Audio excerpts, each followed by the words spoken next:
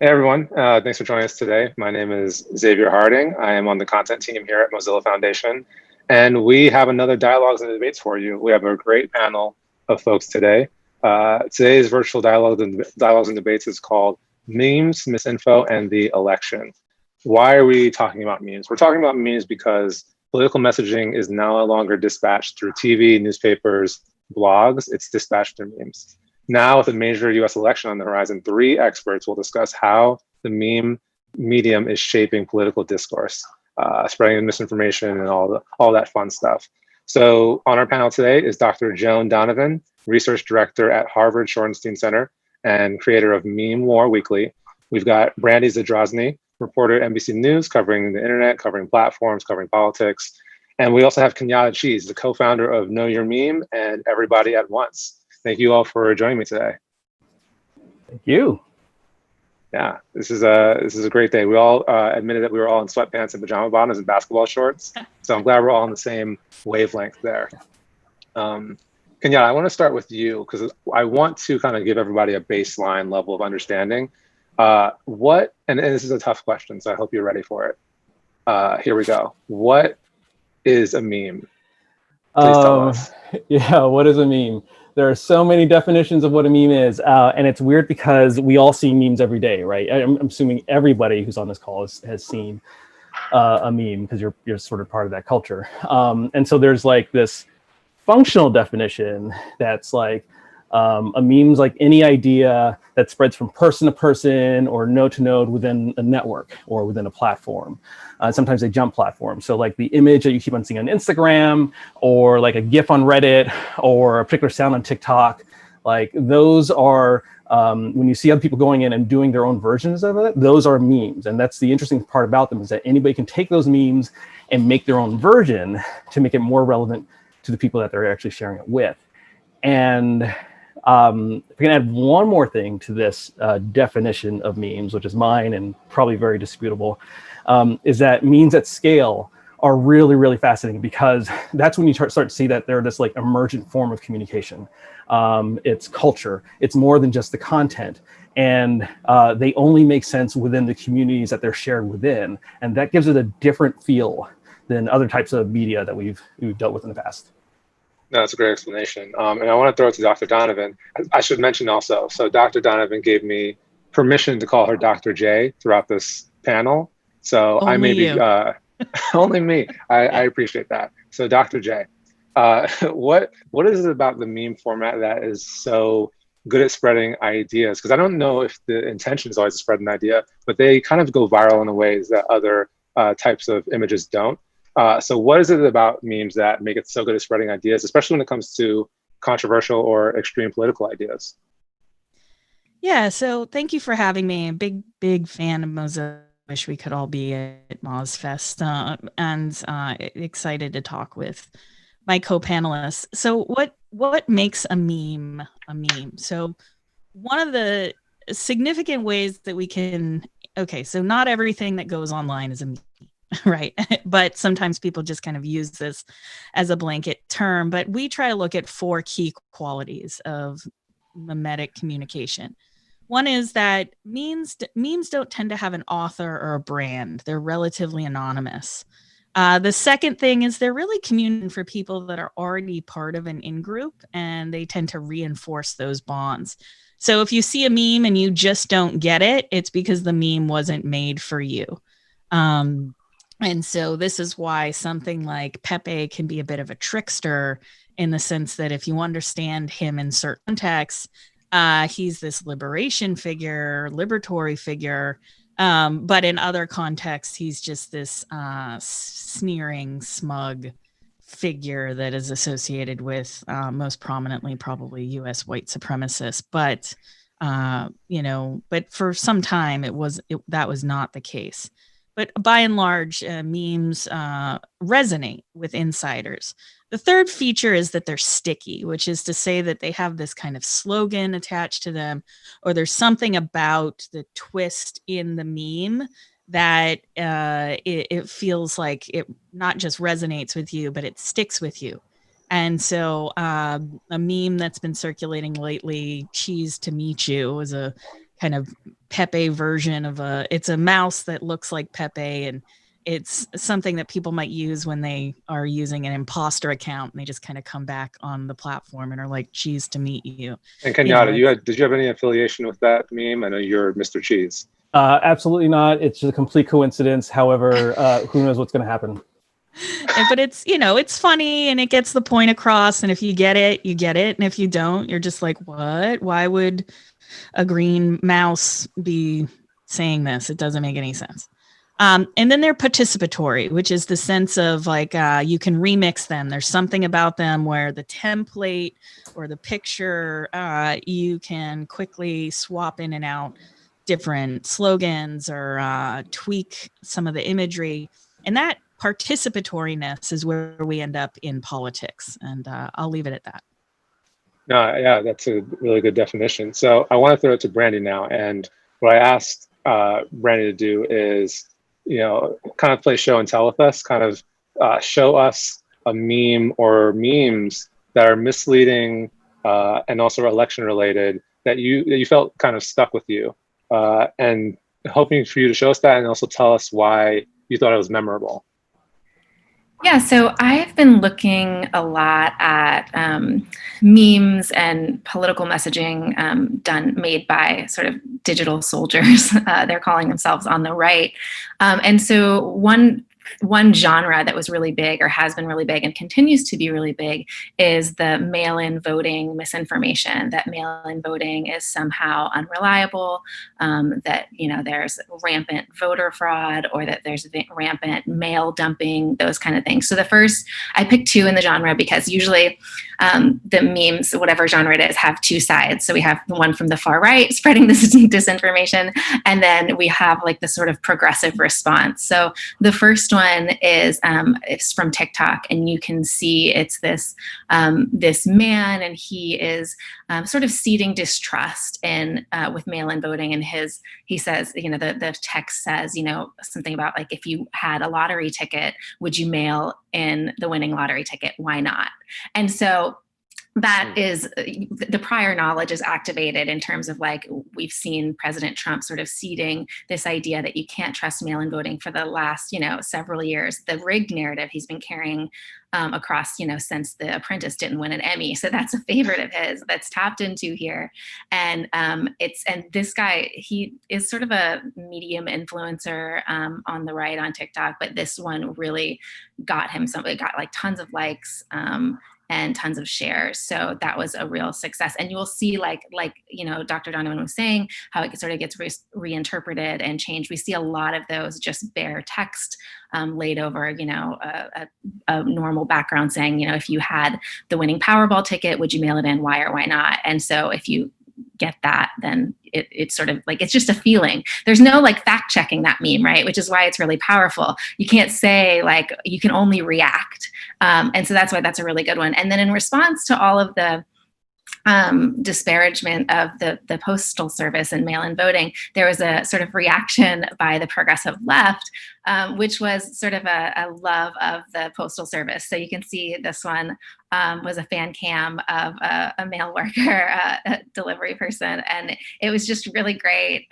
It's really fun and silly and cute, and taps into that K-pop fan cam genre, which is really fun. And what's fun about this one too is, and interesting, and Kenyatta and Joan can talk about it better than I can, but the Lincoln Project stole that meme and put a Safe for Work soundtrack on it, and sort of sanitized it a little bit and pushed it out without attribution to the original creator, which caused a whole nother stir, as in who is allowed to repurpose memes and who is allowed to be part of the community. Can, sort of a big money-making political organization steal a meme? And that was a really interesting conversation. So those are the two I'm looking at. There's a whole bunch of other ones in the genre, but there you go.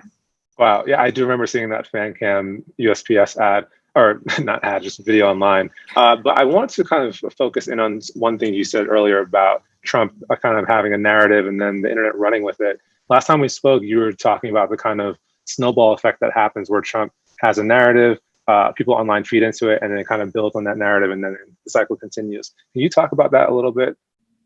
Yeah, so again, I really think that the word digital soldiers, which is what QAnon people call themselves, really sticks with me because they get marching orders from President Trump, and there's a narrative that's seeded, and then they take that narrative and they create a bunch of content, and then that content and local news, sort of maybe a local news story about mail dumping turned into a meme in a way that misinforms, will then be make it to, Gateway Pundit or other far right websites, junk news sites, and then will make their way through, talk radio and Fox News, and then back through Kayleigh and, in front of the White House lectern. So it really is, it's a big feedback loop, and it's not always like this easy to follow cycle because they feed off each other and they create narrative and content that, again, feeds each other. And it's very messy. Yeah, I mean, I think messy is the way to it's a really good operation. Describe it. Yeah. One thing I should have mentioned at the top of the show is that if you want to tweet questions at us, you're able to do that. So if you tweet at Mozilla using the hashtag dialogues and debates, you're able to send questions our way and we can answer them live.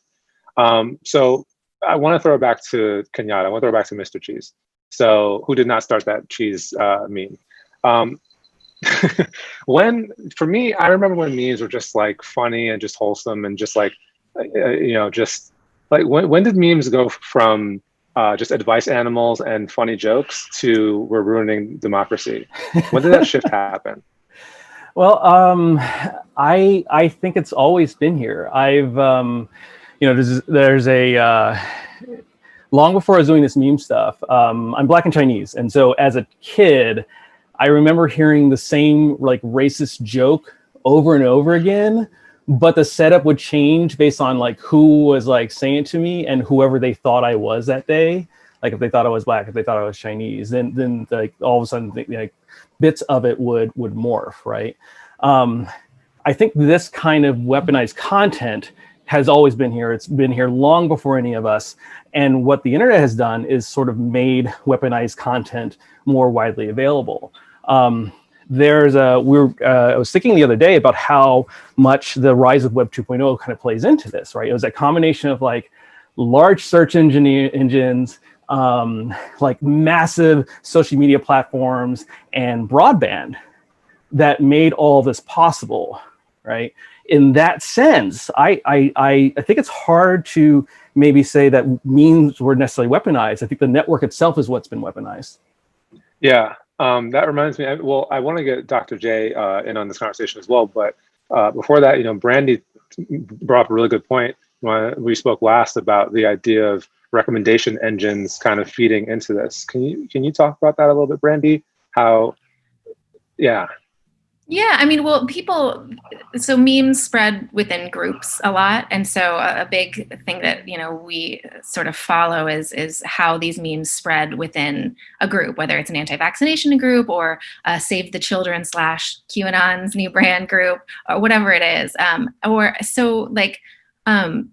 of that, like, I think the Wall Street Journal said something like 67% of extremist group, according to one internal Facebook audit, 67% of those users that joined extremist groups were brought there by the recommendation machine, the recommendation engine, which we don't know how it works. They won't tell us. Who knows?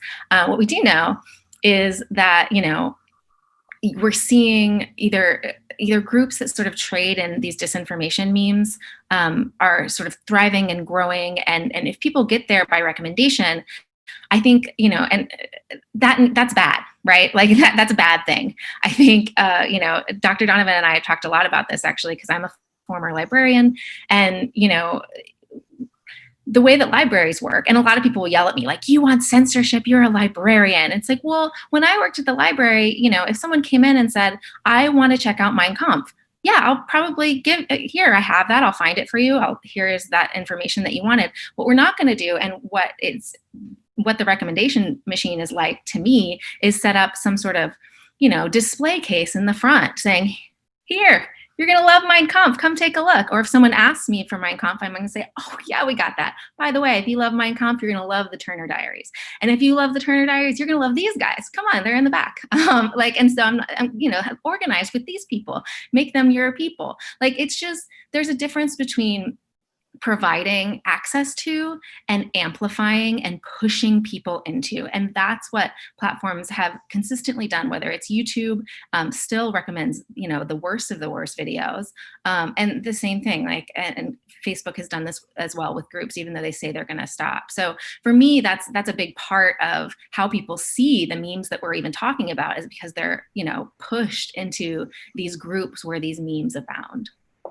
And yeah, I mean, it's such a good point. Go ahead, Kanyana, go ahead, please. Well, I was gonna say, one of the things that, and I think is absolutely fascinating about this, is that the more that we see how recommendations work, and the more that other users see how they work, we start to make changes in our behavior in order to make this stuff more accessible.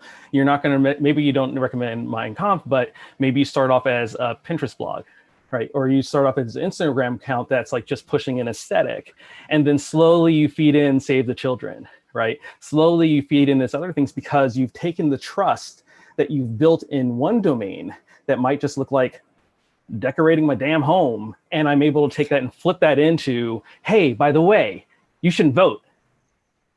Yeah, I think it's way more nefarious, and that's far better than I said it. Yeah, it would be like coming and saying, I'm interested in German history, and then 10 steps down the line, I'm giving you Mein Kampf. Right.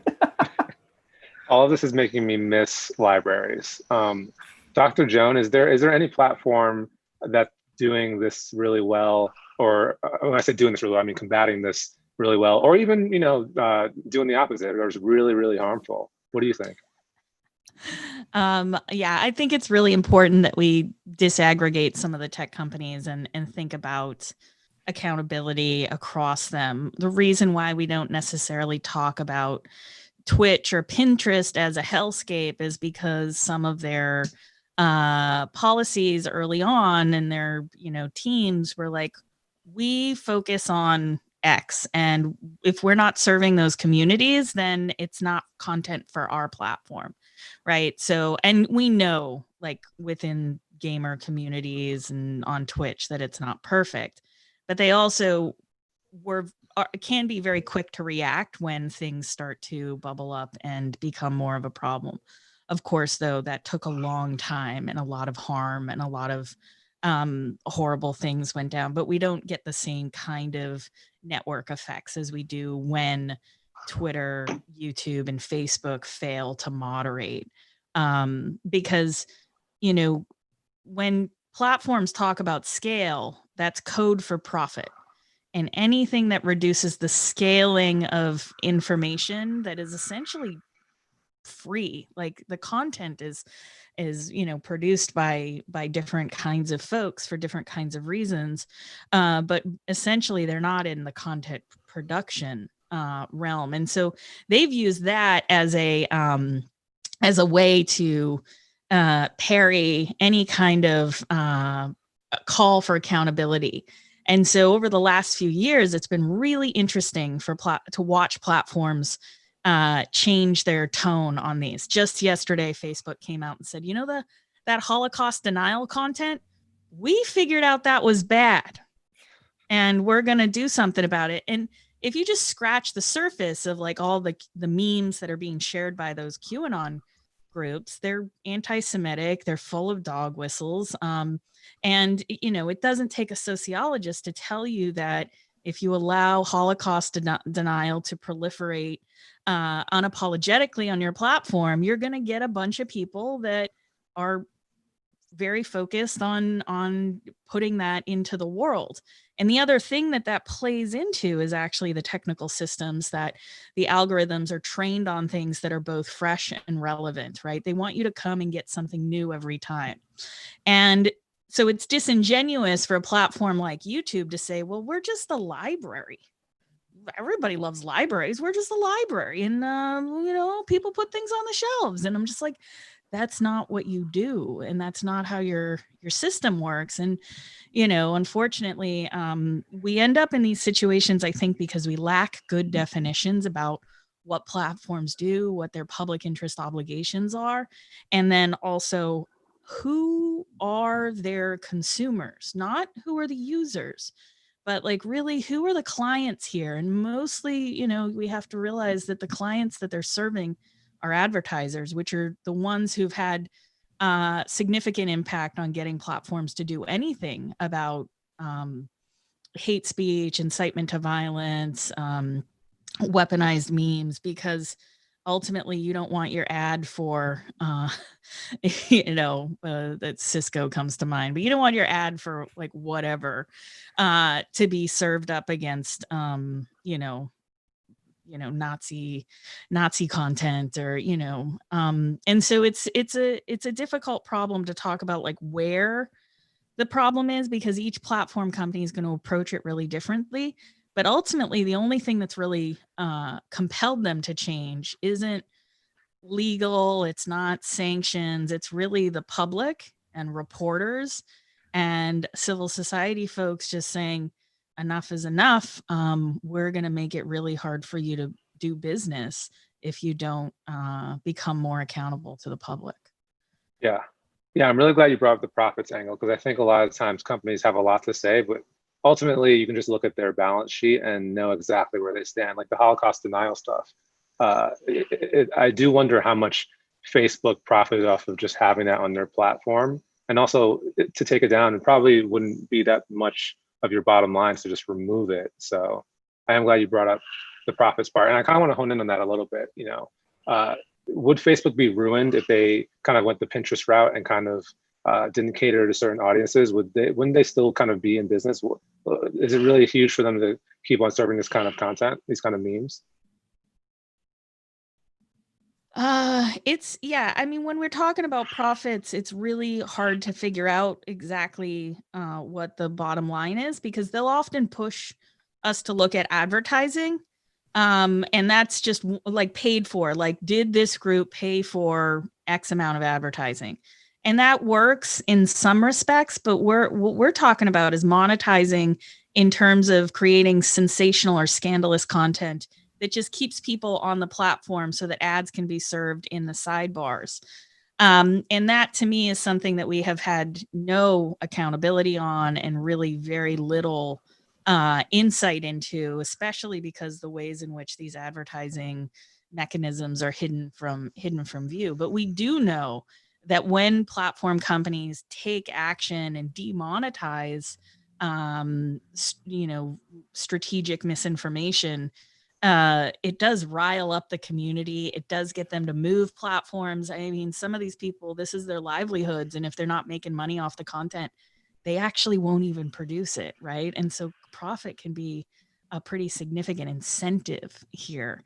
And then if YouTube's shaving 30% off the top, at the bottom line of their books, right, they're going to be like, it's negligible, few $100 million, it's not a big deal. And then the rest of us are just like, wait, like 30 G's matters, and the amount of impact it has on society is huge. Yeah, no, it's a really good point. I want to, bring it back to memes and talk to Kenyatta about, when a meme goes viral, what does that journey look like? It can't just be the simple, oh, hey, here you go. There's a whole journey there. Yeah, I think both Dr. J and Brandy kind of pieced part of those that journey together earlier. But it's always good to like make sure we're clear on it. What's interesting is that memes tend to have this first period of ideation, right, where somebody like comes up with the idea, somebody comes up with a really great joke, somebody comes up with a really great text to put on an image. They put it out there into a community that they trust. Where maybe they trust it because they're partially anonymous or because of people who they know. And it's a way of essentially testing that meme. Doesn't mean that it's done intentionally, but you put memes out there because you want people to react to it. Once they react to it, if somebody looks at it and goes, oh, well, I kind of get that joke, but it can be a little fun, but I can make it 5% funnier. So I'm going to actually make my own iteration of it. Then you see people go and make their own versions of that meme. Once those memes reach, I don't want to do the Darwin thing too much here, but there is sort of a moment where somebody looks at a meme and says, oh my God, I love this. It made me laugh. It made me rage. it got me excited in some way, it aroused me psychologically in some way, that I'm going to take it from this one community I'm in and I'm going to bring it over to this other one. So I'm going to take this thing that I found on this forum, I'm now going to post it to Facebook. I'm going to take this thing I found on Reddit, I'm going to screenshot it and put it in my Instagram story. And that's when we start to see amplification happen. Amplification is a lot more complex than it used to be. Amplification now includes like major media platforms. It includes politicians and marketers and all these people who are looking to take these things and exploit them in some way. But once you amplify it, then you're giving it more surface area, which means that other people can take it en masse and replicate it themselves. And so you end up going through this sort of 4-phase thing: ideation, iteration, amplification, and then replication. And then eventually the whole thing dies off. But the community, though, and the effects of this meme stay for a while. Wow. Yeah, I mean, I want to harp on one thing you mentioned earlier, just basically like the emotional part of memes. You know, if you see a meme and it makes you laugh because it's relatable, it makes you laugh because it makes you pissed off at the world. You know, there's an emotional trigger there in a way, and it feels like memes can be a little bit more of an emotional, offer more emotion than say like a simple news story or a simple headline that rolls in under your notification on your phone. So do you want to talk about how like kind of emotions kind of play into that and how they kind of play into being spread? Oh yeah, this is in the years I've been doing this has been the most important piece for me personally, which is understanding that that memes aren't just this thing that happens on the internet. They actually happen within ourselves, they happen within our minds, within our bodies. When there's this thing that we all do, which is as mammals, which is that we look to others to make sense of the world. There's a concept behind it called Limbic Resonance, which is the idea that when we share something, we unconsciously seek to sort of confirm our own experience, right? This is the emotional reaction I had to this thing, and if you have it too, when I share it with you, if I laugh at this meme and you laugh at it, then it must be funny. But also, if I'm outraged and you're outraged, then we have a sort of empathic bond for one another because we get each other. And we know from research into somatic experiences that when we take in stimuli through our senses, and then when we're aroused, these are things that don't just happen up here, they happen in the body. And so when we talk about things like the attention economy, when we're talking about the things that lead to decisions on where to put a feature or who to kick off the platform, who we keep, we have to understand that there's an attention economy attached to this. That where attention itself is more complex than we think, right? We experience new ideas through our senses, which creates an awareness. Once that awareness happens, almost instantly, like our emotional centers become aroused. And then that's the part that compels us to take action, right? Which is actual physical process. It's actually me taking my finger and tapping on this thing to share, to retweet, to get out there. And I think if we look at memes this way, for their effects on the mind, on the body, and our relationships, we start to see another dimension to all this. Facebook, Twitter, Reddit, Instagram, these aren't just information networks, but they're emotional networks. They're ways to be able to share and spread emotion through a system so that we can find out whether or not we resonate with the others around us. It's so interesting to me how as tech gets better, it really exposes how the human being makeup is so exploitable. Yeah, absolutely. But also there's, instead of, I try, like myself, I try to look at it not as a bad thing, but as like, this is what I need. This is what I'm looking to do. I'm looking to make sense of the world, and I'm looking to find those around me who share that experience. And if I can do that, then if I can share the emotion, then maybe I can check to see whether or not we share values. And if we share values, maybe we can trust one another. And I think that is, and so that gets the piece that I think is absolutely key for understanding all of this. It's not necessarily, oh my God, all the dopamine stuff is bad. It's, oh, all that stuff exists in order to help solve problems in a way. And one of those problems is figuring out who we can trust. Yeah, that's a really good point. We have a question. Piggyback on that just quickly, because I think that the points here are really important, especially for what Brandy was saying earlier about why Facebook groups are such a nexus for this kind of connection, and thinking about these not just as social media networks or not just as social networks, but also as emotional networks where people are reaching out.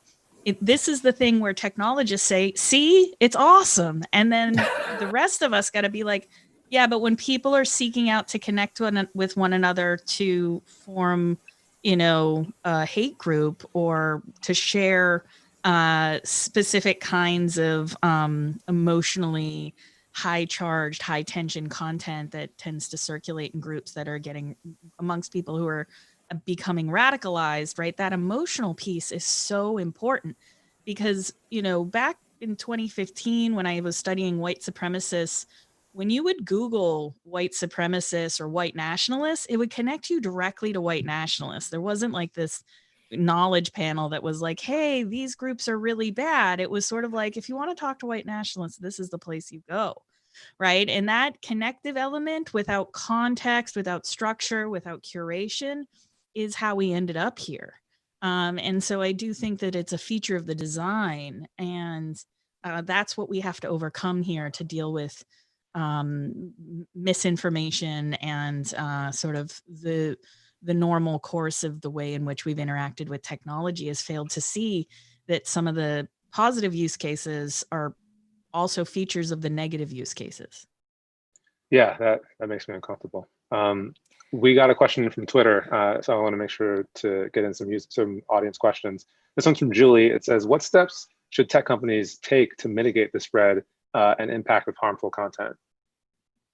Anyone can take that. I mean, I got a list of things like, it's not, there was a really interesting op-ed that came out this week in Wired from Mike Anany and Daniel Kreis about instituting a pause when certain high impact political influencers tweet. Is it the case that there's sort of a 3-minute pause where their content's reviewed before they potentially create a foreign policy crisis or a cascade of medical misinformation, right? And that notion of the pause actually comes from call-in radio back in the day when people wanted to have these, fun talks with the public on radio, and people would get on the radio and drop an F-bomb and the corporation that was broadcasting it would be culpable for that. Can that work at scale? No.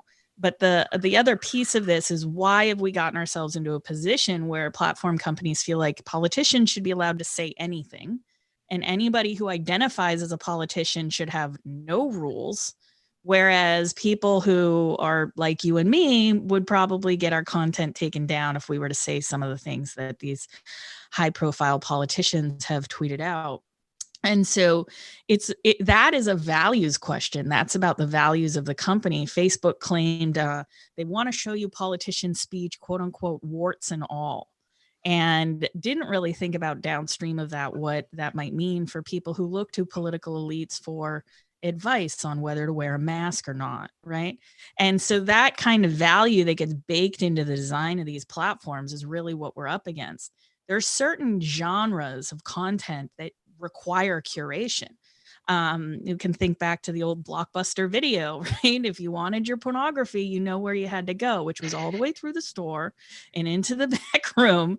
And so there's ways in which they should do much more in terms of curation.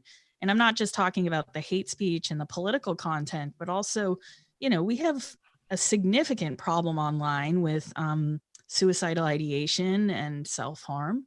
And these things should not be allowed to proliferate, right? And these communities should not be allowed to sort of form in the first place when people are looking for help, and they get run into people that want to encourage them to do these activities. And so we need to have a way in which platform companies are doing much better curation. And I've recommended, they said, we hired 10,000 content moderators to deal with our disinformation problem. We're like, actually, show me the stats on that.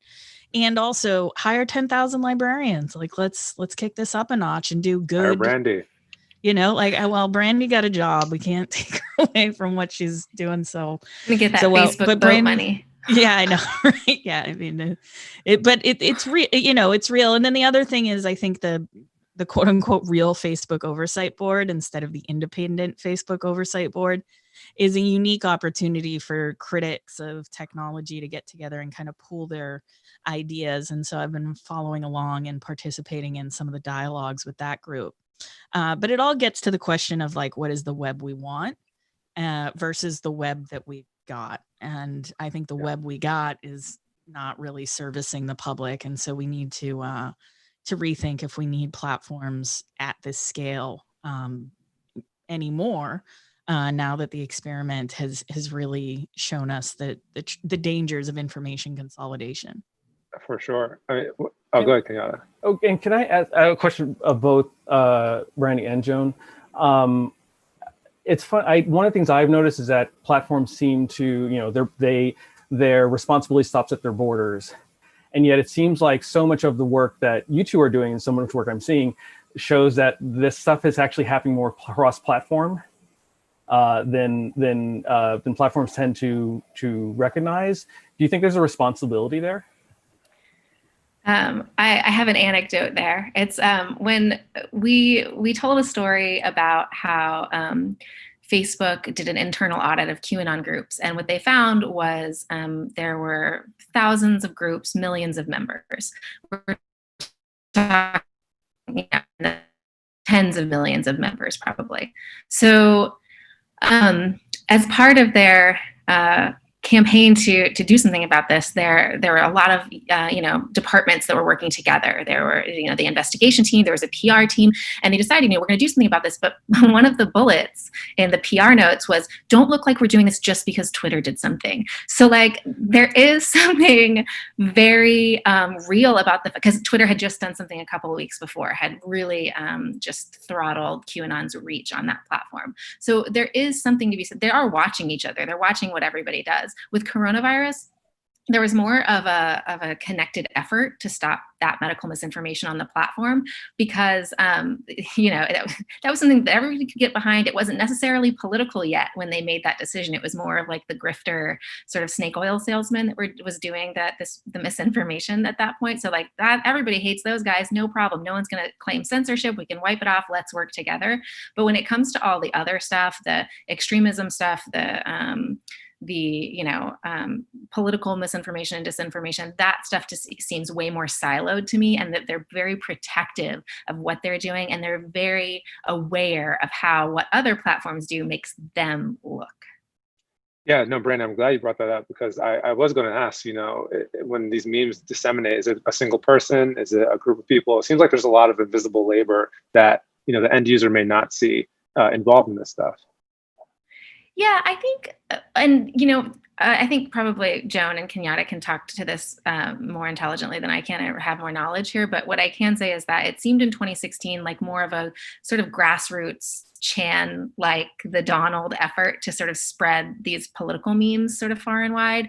And now, because in part QAnon, in part, just far, very, very conservative, anti-censorship sort of people, they're more involved in the meme making, and it seems like memes are sort of more prevalent and from more diverse starting lines. So like, and even when you say like, are memes sort of big business, you have Project Lincoln, which is a gazillionaire pack at like using memes and co-opting memes and stealing memes maybe to forward that. And then Bloomberg also like got on the meme team with Fuck Jerry and that band. So it's like people, I think it's no longer we're no longer in the great meme war as it was in 2016. Like we've definitely graduated, and people are using them in like smarter and scarier ways, where like now I'm seeing, Pepe memes on my anti-vaxxers wall of like this lady who makes candles and who doesn't totally understand the origination,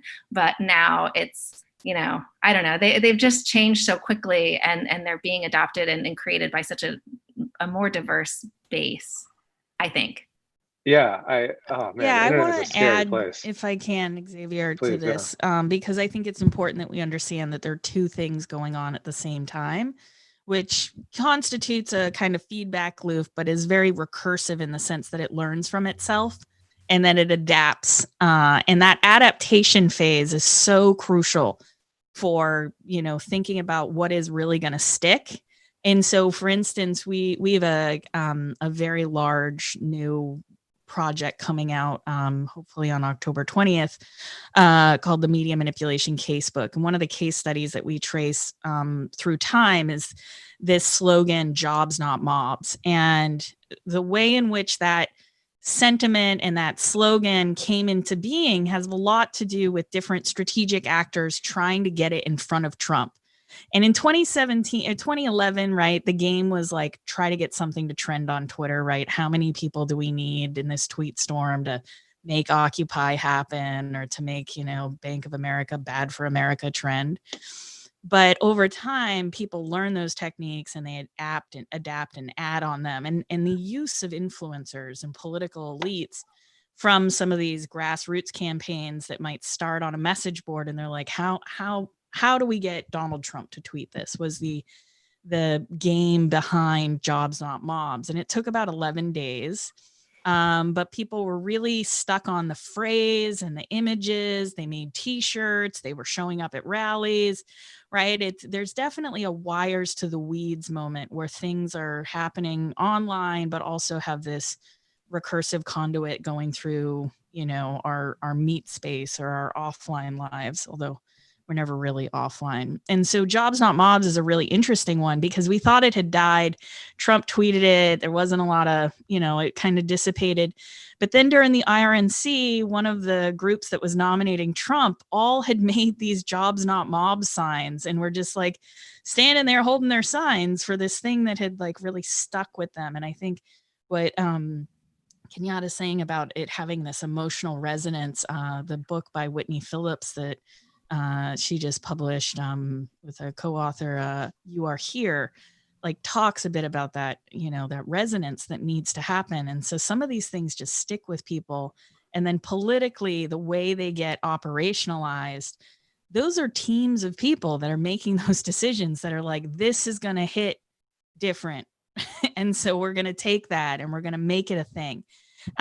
Which is why the theft of memes is kind of an interesting moment here, because in most instances, if you're a meme maker, you don't really care if someone takes your stuff without attribution, but you do care when someone takes it to do a thing, like to, politically persuade people, or they have money and they're using it as a resource boost. Of course, we've all seen what happens if you don't protect your copyright with the case of Pepe, which now, Matt Fury's going back and trying to exercise some control. And so that piece of this is really important, because if the meme tests well online, politicians then see a different use case for it. And that's where we get into some of these political use cases, which I think by and large, like, are pretty boring, like riding with Biden. Like, yeah, that's a forced meme. It's not going to happen. Nobody wants to be riding with Biden. But it's funny and the cringe factor of it. But it's not that memes often work, but there are these moments when they do, and then you keep seeing them over and over, and you realize there's something political or something emotional happened that turned them into something else. Yeah, I'm hoping you can talk about a little bit about the potential memes have for kind of misrepresentation, because you've written in the past about how it's kind of like low-grade info apps. Yeah, so one of the things that irked me a little bit recently was a report that came out about anarchist networking online and all of these ACAB memes and FTP memes. So ACAB has been around since the 60s, and it stands for All Cops Are Bastards. And you can literally find graffiti of ACAB in probably every city across the globe. I have a picture of ACAB graffiti from Venice, like Venice, Italy, not Venice Beach. And it's just something that's been around, and FTP has been around for a really long time and probably is best well known for being the title of an NWA song. But there were these researchers that picked it up as a meme and then tried to insert these social consequences, saying that where we see this meme, we also see these calls for violence against police officers. But one of the things that the report doesn't really look at is the context and the irony and the humor aspects of what memes really are. So like calls for violence in memes aren't always calls for violence. Sometimes they're the exact opposite of that. Like, look at how crazy this thing has become.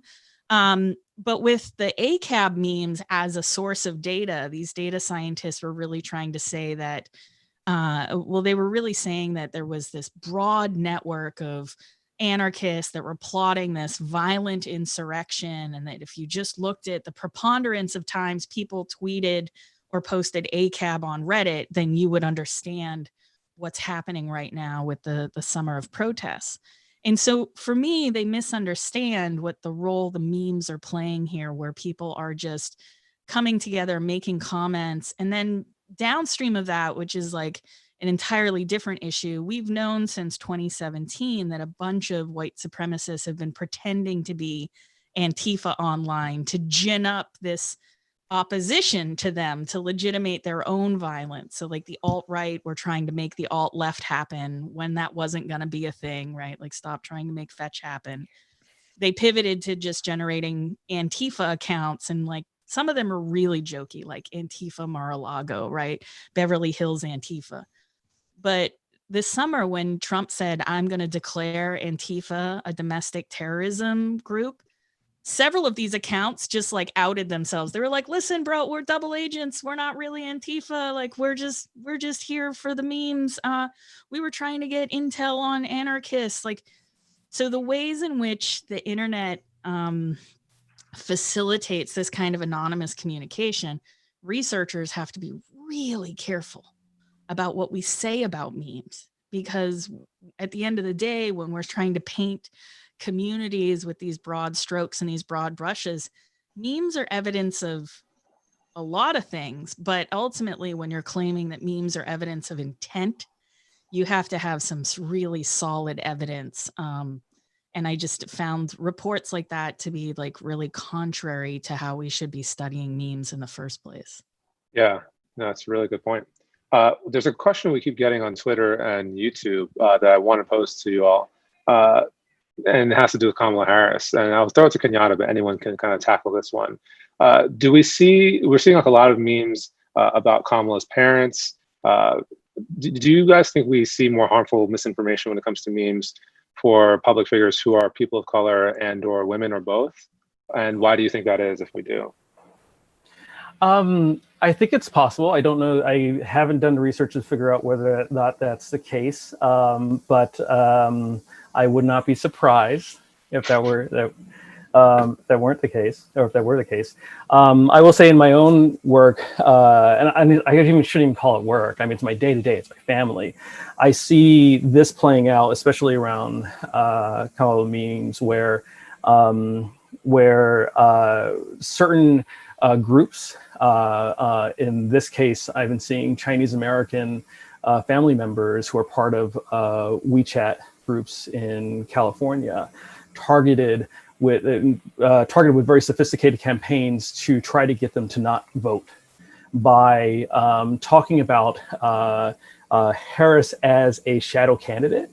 In particular, this particular strain is fascinating because it talks about, it basically says that Biden isn't the real candidate, it's actually Harris. And if you look at everything going on in California, which they try to make the case to say that there's a increase in crime, they say that COVID's not contained. They even say that she is responsible for the wildfires not being contained and ruining the air, that this was all practice for her to take over Harris government. And in all of that, the eventual argument is, so therefore there is no good choice, so you shouldn't vote at all. But as part of it, along the way, there's lots of dog whistles that are all about race. There are lots of dog whistles that are all about class. There are pieces that are about using religion and using values and trying to claim that things are about traditional Chinese values in order to make an argument that is based on emotion and not about the facts or real information. And it makes it hard to combat because of the fact that a lot of these memes against Harris, and I would say against BIPOC candidates on the whole, are often grounded in places that are about that draw on stereotypes and use trust that's flipped from one space.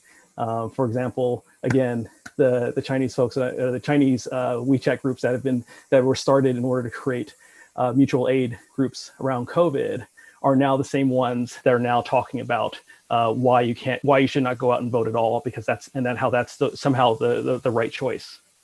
Yeah, Brandy, I want to get you in this because you write about this all the time. Have you seen this kind of disinformation? What are your thoughts on it? I haven't seen any sort of like qualitative look at meme subjects, women versus other groups, but I've seen about 1,000 bazillion studies saying that women, especially women of color, are definitely more targeted with harassment, hate speech, threats, etc. Online, and basically, any venue or platform. There was just one from ISD a week ago that showed definitively that women politicians, especially women politicians who are of color, face twice or something like that, an extra amount of harassment when compared to their male colleagues, except for Mitch McConnell, who got a lot of hate and threats. But generally, as a rule, that doesn't surprise me that women are the subject of disparaging memes, and women of color especially. Right. There's a great report that came out, I don't even know what time is anymore, in the past, but recently, from Ultraviolet, about how reporters should talk about gender in this election cycle. And this came out before Harris had become the nominee. So I highly recommend that people look it up and take a read, because I think even though it's instructive for journalists, it helps us all think about when gender comes up, what the disinformation opportunity is there. And sometimes it's kind of fun to look at the disinformation about other candidates just to get a sense of like what's out there and what people think are insults, because it wrapped up in some of this disinformation about Harris targeting Chinese Americans as this idea that she's the quote unquote female Obama. And I'm like, maybe that could be mobilizing. Actually, that'd make a pretty good meme, right? If it was, if you're like, if that's your flavor of politic, right? Then calling her the female Obama, like maybe that's a hit, right? John's like, that's actually better than riding with Biden. Maybe that should be. Yeah, I know. Like this might be better than it's actually quantitatively different, but like it's actually better. Like, let's just say that, right? But so sometimes when you look at what counts as disparaging in one community can actually be motivating in another. And that's why like I talk about memes having these kind of like multi-sided interpretations. And so you have to think a lot about the community that is discussing them in order to understand what they're really about and what function they're really playing. But that one, I was like looking at it and I'm like, the female Obama, like that could be a good tagline. If that's your politic. But it's like, I think that political campaigns though don't necessarily understand what to do with these kinds of attacks, especially the ones against Harris, who both come at her identity, they come at her race, they talk about her not being Black enough and like playing these different roles. But I think ultimately that women, and especially women of color, down ballot candidates, as well as, the quote unquote squad, face a disproportionate amount of public harassment, which was why it was really kind of gnawing to see Twitter come out and remind people not to wish the president ill, knowing that daily thousands of threats are lobbed against Maxine Waters, Ayanna Pressley, and especially Ilhan Omar, who's been the subject of different disinformation campaigns, particularly one a couple weeks ago by Project Veritas that was removed from different platforms. And so I think it's really important that we look at who is being attacked and understand that platform companies are really facilitating a lot of that interaction. And in some ways, it's acting as a DDoS on certain candidates, where if you're trying to communicate with a politician, and anytime you get in their mentions, you're getting harassed in your replies, that's a problem.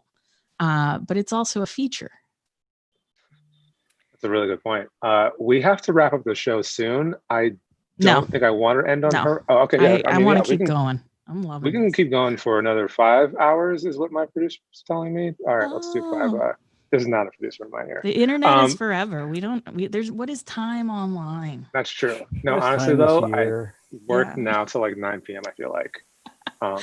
But I do want to end on some kind of advice that we can give the people to take into the world with them as they encounter memes everywhere. So I want to ask, and I'll start with Kenyatta, meme literacy, what should folks do, look out for? How can people meme responsibly? Meme literacy. Yeah, I think there's definitely a case to be made that there needs to be a meme literacy. I think that folks who spend more time on these platforms and these communities, I don't want to say that it's a generational thing, but because I'm old and I just spend a lot of time in places. The more that you spend in those spaces, the more you kind of understand them, which is good, because as Joan was saying, it's really about the context more than anything else. As advice, though, I'm asking people to kind of concentrate on themselves and say, if you feel compelled to share something, to pause, to stop, to do that 7-second delay, and notice what it is that grabbed your awareness. Try to figure out what part of it actually aroused you or triggered you. How does that connect to your values, your emotions? And then notice how that actually manifests in your body, which I absolutely mean. These are all things that when they make us feel like we have to do something about it, we feel it in a place, and we have to understand how those things manifest, because the actions that we're being prescribed to take, which is tap the share button, tap the forward button, copy and paste over to this other place. These aren't necessarily the things that we would do in another context. These are the things that have been prescribed to us by these platforms, these features.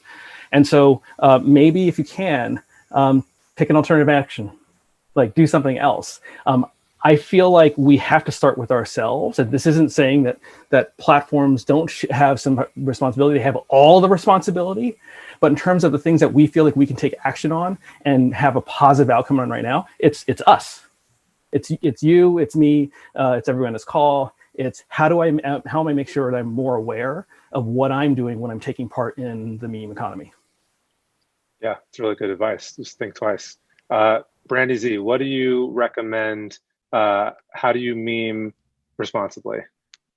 I think Kenyatta, you really got to the heart of it. I think in terms of awareness, also how you fit, knowing how you fit in the platform's sort of machine, and that it's not like you win something if you share this meme. Actually, you're just dropping a penny in their bucket. So you are keeping the lights on. If you hate Facebook and you think that they're censoring everyone, what you're doing is you are contributing to their profits. Every time you engage, every group that you join. So my major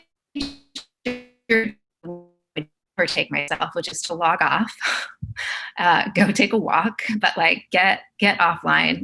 We're just way too online. And I know it's hard in a pandemic, but I truly believe that people need to log off. Yeah, watch Mozilla stuff first, and then we're finished, then log off. Dr. Joan, Dr. J, how do I meme carefully?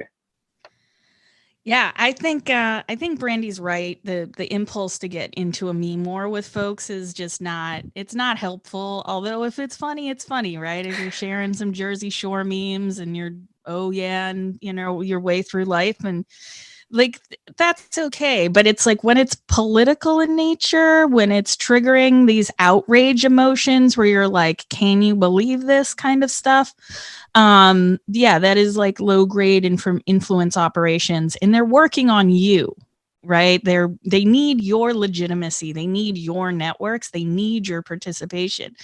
And if you opt out, you can often think about yourself as a more responsible steward of information amongst people in your networks that depend on you. But I want to close on a note about advocacy, which is to say that flat earthers, Holocaust deniers, vicious racists in this moment, they're getting their point across. They are out there, they are working the algorithms, they are gaming the systems, they are thinking strategically about how they get taken up by politicians and journalists.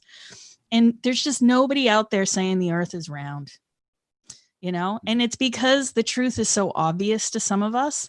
But at this stage, when we have very few of our younger folks that even know what the Holocaust was, recent research has pointed that out, we do need to think again about these systems are not built for truth. They're not built for trust. They're built for quick communication. And unfortunately, right now, these platforms are the best we have in terms of getting ourselves medical advice, which is then bound up with all this grift. So right now, I want to impress upon people that truth needs an advocate. So no matter what your issue is, make sure that you're out there sharing truthful, helpful, timely, local, relevant content for the folks who depend on you daily for their laughs as well as for their lives. That was beautiful. That was beautiful. I want to take a little bit of time right now to say that the earth is round. Just wanted to vocalize that for everyone watching. Well, that was our panel. Thank you so much for tuning in. Thank you to Kenyatta, Brandy, Dr. Joan for being with us today. We have more dialogues and debates panels coming up later this year, next year. So make sure to keep on checking foundation.mozilla.org for more. Thanks, everybody. Thank you. Thank you, Xavier. Thanks, Mozilla. Loving your Firefox.